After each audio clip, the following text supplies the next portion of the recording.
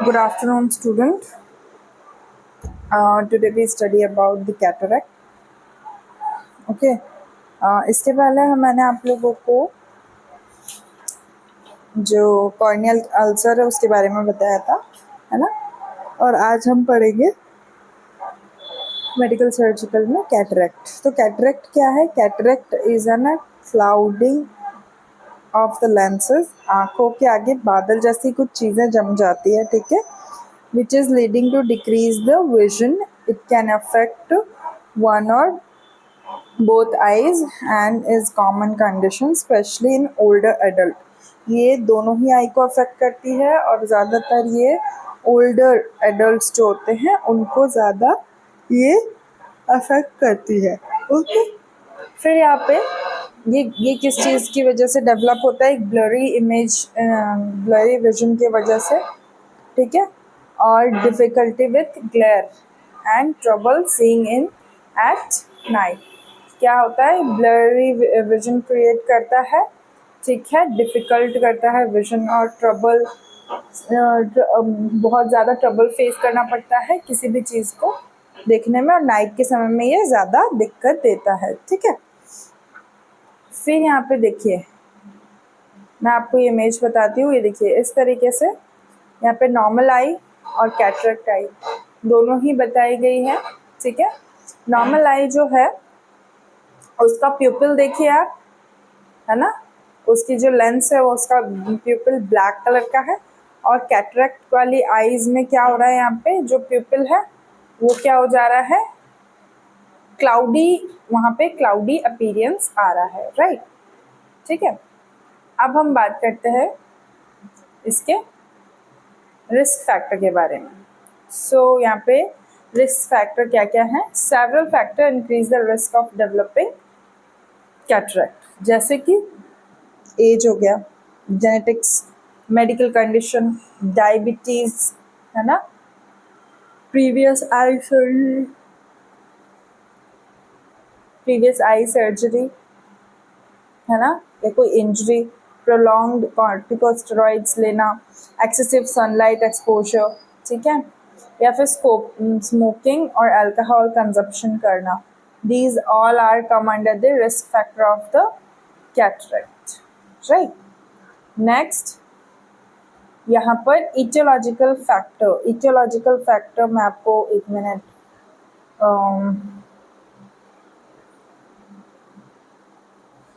ये जो है ना इटियोलॉजिकल फैक्टर मैं मार्क नहीं कर पाई हूँ, पर you can see etiological factor में क्या क्या है। Cataract can be classified based on their etiology. यहाँ पे सबसे पहले एज आ रहा है, कंजेनाइटल कैटरेक्ट आ रहा है, ठीक है, सेकेंडरी कैटरेक्ट आ रहा है, उसके बाद ट्रॉमेटिक कैटरेक्ट, फिर रेडिएशन कैटरेक्ट। ये जो एज कैटरेक्ट है वो क्या है? Related cataract, most common developing due to the aging process. ये एक एजिंग प्रोसेस को दिखाता है। आफ्टर दैट कंजेनाइटल कैटरेक्ट में क्या होता है? यहाँ पे present at birth, develop during the childhood, often due to the genetic factor. Okay, genetic factor की वजह से होता है। उसके बाद सेकेंडरी कैटरेक्ट में क्या होता है? यहाँ पे सेकेंडरी कैटरेक्ट में यहाँ पे resulting from the other medical condition की वजह से हो रहा है। Next is traumatic cataract due to injury to the eye. यहाँ पे किसी भी इंजरी की वजह से ट्रॉमेटिक कैटरेक्ट हो सकता है। फिर आता है रेडिएशन कैटरेक्ट, तो रेडिएशन पे resulting from the exposure to the radiation. यहाँ पे रेडिएशन इस तरीके से मिलता है। Next is clinical manifestation. तो क्लिनिकल मैनिफेस्टेशन में क्या है? The symptoms of the cataract can vary but generally included blurry vision, ठीक है। The most common symptom is glare, ठीक है, सिम्टम होता है ब्लरी विजन, तो मोस्टली कॉमनली देखने को मिल जाता है। ग्लेयर होता है डिफिकल्टी, ग्लेयर मतलब होता है difficulty to seeing bright light, ठीक है, और ग्लेयर लाइट्स जो बहुत ज़्यादा डिज़ाइल लाइट होती है ना, डैजलिंग सी, उनको देखने में बहुत ज़्यादा डिफिकल्टी होती है। Next is poor night vision, तो नाइट में बहुत ही ज़्यादा पुअर विजन होता है, ठीक है।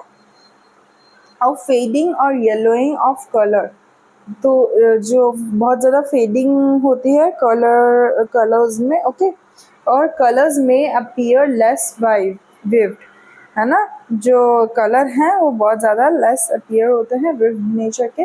फिर डबल विजन देखते हैं, फिर फ्रीक्वेंट प्रिस्क्रिप्शन चेंजेस होने की वजह से भी ऐसा होता है, ठीक है।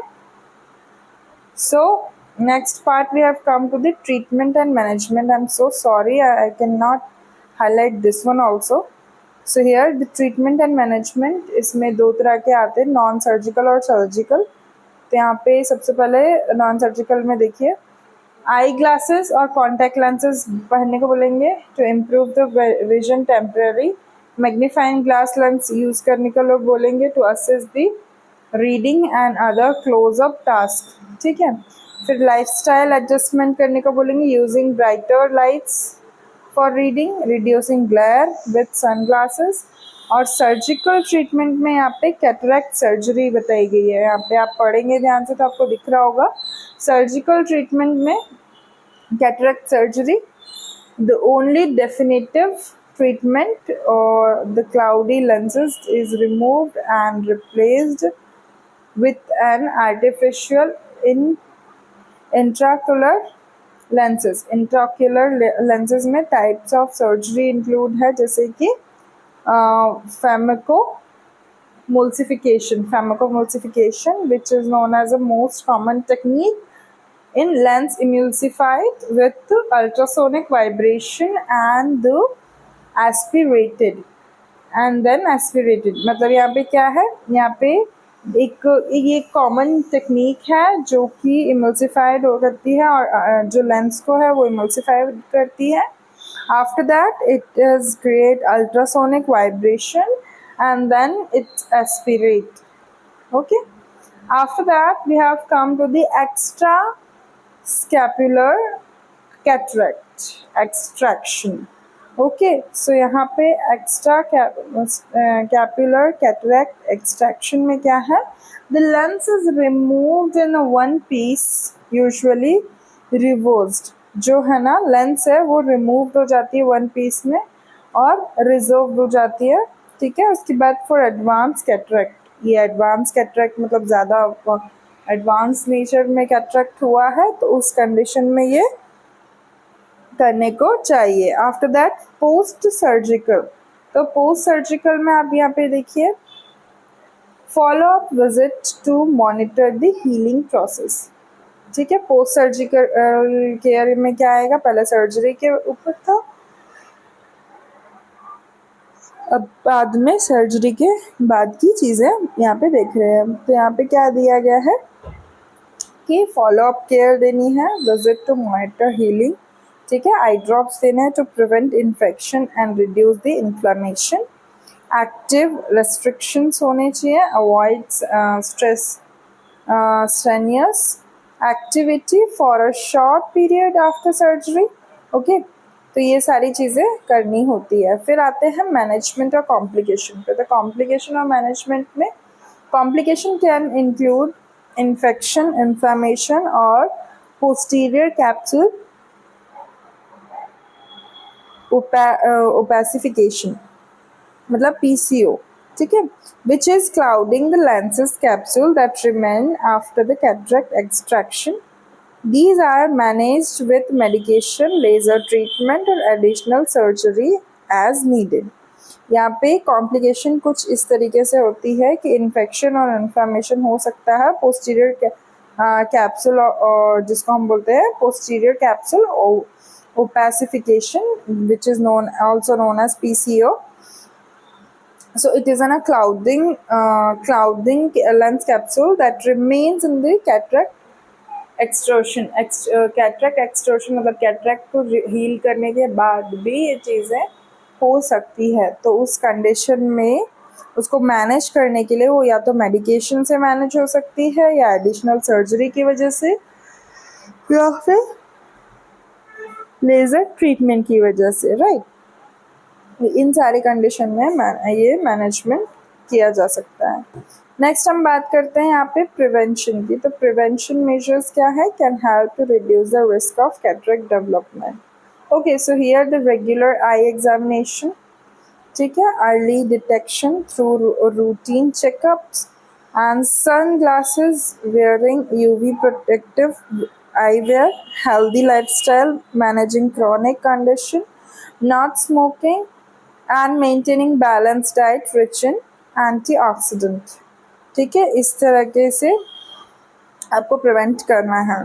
क्या करना है? रेगुलर आई एग्जामिनेशन कराना है, अर्ली डिटेक्शन कराना है, सन ग्लासेस वेयर करने हैं, ठीक है, यूवी प्रोटेक्टिव आई वेयर पहनने हैं, हेल्दी लाइफस्टाइल मैनेज करना है जिसमें क्रॉनिक कंडीशन, नॉट स्मोकिंग, ये सब कुछ आएगा। ठीक है, फिर अंडरस्टैंडिंग कैटरेक्ट द रिस्क, अगर जो कैटरेक्ट हुआ है उसके बारे में समझना और उसके रिस्क को पहचानना। ठीक है, after that clinical manifestation, treatment option can help in the early detection and effective management, okay, thereby improving quality of the life for those who are affected.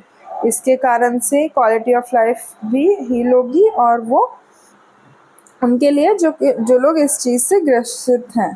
Okay, so here the last slide of that presentation. Next we have done the, okay, in CHN we had to cover the cardiac arrest topic. ठीक है, मैं उसको cover करके आपको explain करके देती हूँ। ठीक है, और ये मेडिकल सर्जिकल के टॉपिक्स थे जो कि अभी पढ़ाए गए हैं। ठीक है, so thank you for watching this video.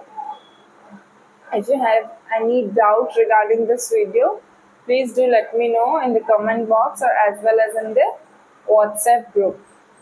Okay, और प्लीज़ ये वीडियोस देखकर जो भी इशू आ रहे हैं और वीडियोस भी अगर आप लोगों को ठीक से प्रोवाइड नहीं की जा रही है तो प्लीज़ हमें बताएं। Thank you.